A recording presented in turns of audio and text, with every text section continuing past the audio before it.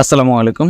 সংশ্লিষ্ট সকলকে জানানো যাচ্ছে যে 2020 সালের গণমাধ্যম ও সাংবাদিকতা মাস্টার্স প্রথম পর্ব পরীক্ষার পুনর্নিরীক্ষণের জন্য অনলাইনে আগামী 22 এপ্রিল 2024 তারিখ সোমবার সকাল 10টা থেকে 30 এপ্রিল 2024 তারিখ মঙ্গলবার দুপুর 2টা পর্যন্ত আবেদন করা যাবে এবং বিকাল 4টা পর্যন্ত ব্যাংকে টাকা জমা দেওয়া যাবে।